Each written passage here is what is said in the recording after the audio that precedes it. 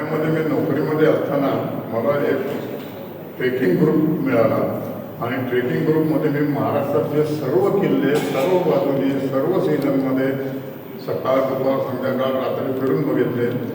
Himalayan trek केला, कैलास मानसरोवर यात्रा केली आणि त्यानंतर म्हटलं आता संपलं. म्हणून मी घरी आल्यानंतर कैलास मानसरोवर यात्रा केल्यानंतर घरी बसल्यावर म्हटलं आता काही नाही आहे.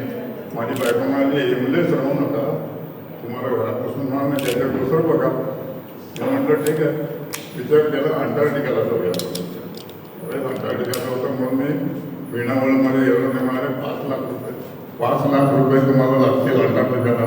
म्हटलं ठीक आहे, माझ्या मुलाचे मी पैसे भरतो, मला माझं नाव नोंदव. 8 दिवसांनी कळलो 5 नाही 11 लाख रुपये लागतील. आता 11 लाख रुपयाला मला अंटार्क्टिकाला जायचं नव्हतं. मी ते कॅन्सल केलं. मुलाला कळवलं की नाही आहे. मुलगा गप्प बसला. त्याने 4 दिवसांनी मला कळवलं बाबा काय हरकत नाही, तुमची इच्छा आहे. मी अमेरिकेमधून 3 लाख रुपयामध्ये अंटार्क्टिकाची आपल्या दोघांची बुकिंग केलेली आहे. 31 जानेवारी 2013 साली आमची अंटार्क्टिकाची टूर सुरू झाली. मी पुण्याहून मुंबईला गेलो, बॉस्टनहून आम्ही अर्जेंटिनाला गेलो, अटलांटिकाला गेलो, अटलांटिकाहून अर्जेंटिनाला गेलो, ब्रुनोस आहे.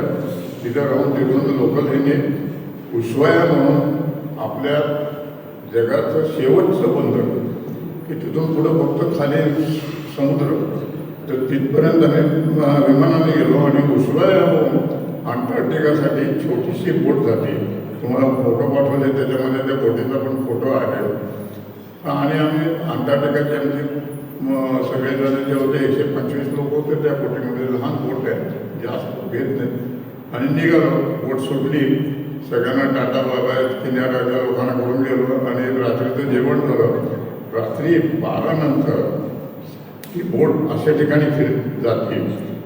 एका बाजूला अटलांटिक, खालून हिंद महासागर आणि उजवीकडून प्रशांत महासागर, हे तिन्ही समुद्र एकत्र येतात आणि त्यांच्या लाटा उसळतात. आणि त्या लाटा उसळतामध्ये बोट अशी जवळजवळ 45 डिग्री 50 डिग्री उंच जाते. तुम्ही वर जाता, खाली येता. तर त्यांनी सांगितलं रात्री तुम्ही झोपा, संपूर्ण छाती, पोट आणि पायाला पट्टे बांधून गाडी तुमच्या बेडवर झोपा. तसे आम्ही रात्री अस्वस्थ अवस्थेत गेले. सकाळी उठल्यानंतर कसं तरी धडपड, बोट गरम होती, तिथं थंडी नव्हती. उठलो, आम्ही वरती गेलो. चहा होता, सगळे चहाची बशी, कप, बिस्किटं किंवा काय जे नाश्ता होता तो सगळं फिक्स ठेवता टेबलवर. त्यातनं उचलून खायचं फक्त तोंडात. आणि असं करून नाश्ता वगैरे झाला. 36 तास आम्ही असे काढले त्या ह्याच्या बोटीमध्ये. बऱ्याच लोकांना उलट्या झाल्या, पोट बिघडलं आणि कसं तरी गिडीनेस आला. पण मी आणि माझा मुलगा व्यवस्थित होतो, त्यामुळं काही प्रश्न नाही. आणि एकदा 36 तास झाल्यानंतर तुमचं जे हे निघालं, आम्ही तिथून बाहेर आणि अंटार्क्टिकाला जेव्हा पोचलो तेव्हा बोट एकदम शांत झाली. शांत बोट झाली. पुढं मोठे मोठे बर्फाचे कडे येत होते, त्या कडा जात होती. मोठमोठे बर्फाचे डोंगरसुद्धा आजूबाजूला दिसत होते, तुम्हाला फोटोमध्ये दिसतील. बोट आहे ती छोटी आणि सकाळ जात होता तिथून. रोज सकाळी 8:30 वाजता नाश्ता झाल्यानंतर आम्हाला बोटीमधून संपूर्ण बारका फोट, माझा फोटोसुद्धा असेल, माझ्या मुलाचा फोटोसुद्धा असेल, पिवळा असा बारका फोट आहे त्याच्यामध्ये. त्या बारका फोटमध्ये वरचं फोट, त्याच्या आत पक्ष्यांची पिसं आणि त्याच्या आत ऊल, असा तो थंडीपासून प्रोटेक्शनचा बारका फोट घालून आम्ही उतरलो. आणि उतरताना संपूर्ण स्टरलाईज करायचे ते आम्हाला संपूर्णपणे. आणि स्टरलाईज करून बोटीमधून खाली झोडियाक बोटीमध्ये उतरायचं. झोडियाक बोटमधून काठावर जायचं अंटार्क्टिकाच्या काठावर झालं की उतरलं की बोटीचा जो होता तो सांगायचा, तर बघा इथून बरोबर 1.5 तास चालत जा, जिथं जा तिथून 1.5 तासाने परत या. 3 तासानंतर आमची बोट परत बोटीवर जाईल, मेन बोटीवर.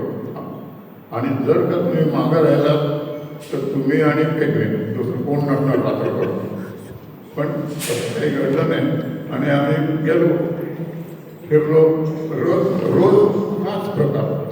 आणि तुम्ही घेतलेली पाण्याची बाटली पाणी प्या, पण पाण्याचा एक थेंब तुम्हाला अंटार्क्टिकामध्ये टाकता येणार नाही.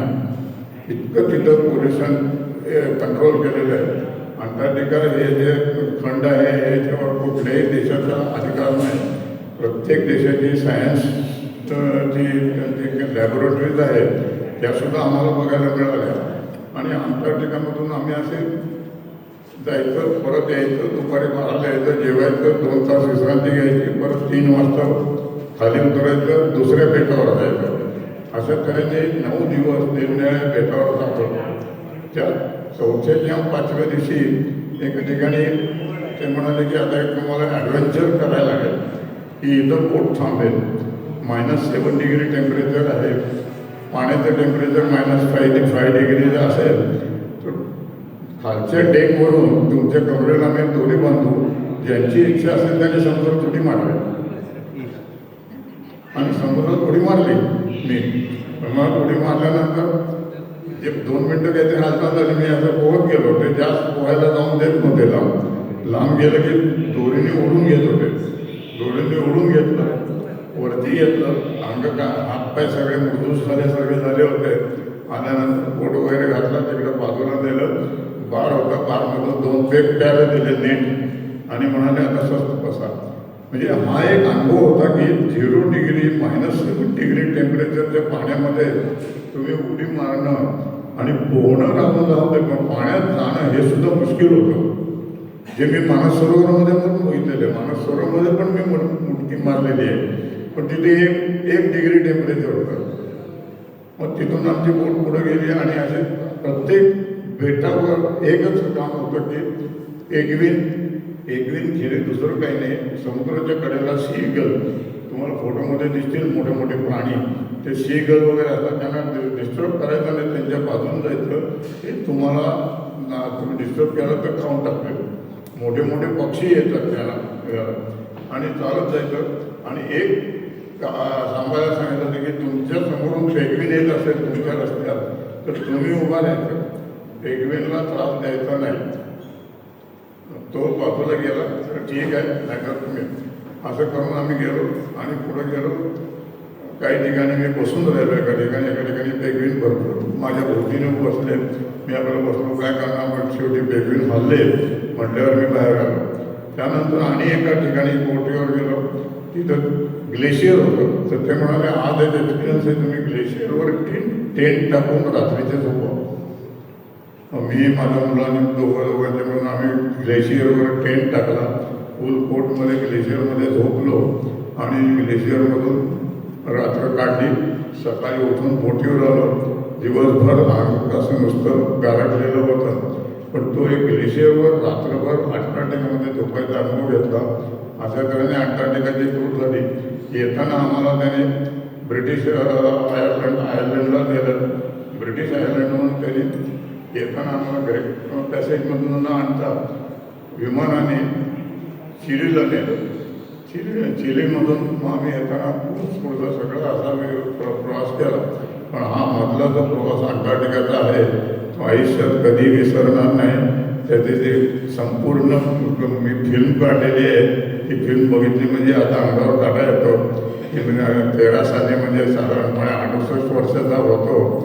कशी काय माझ्या हातनं घडलं ते माहीत नाही. आता चालता येत नाही 80 वर्षी. पण एक काय आयुष्यामध्ये अंटार्क्टिका केलं हे काय. आता यावर्षी मी 5 ऑगस्टला आर्क्टिकला जाणार आहे. नॉर्थ पोलला मिडनाईट. थँक्यू.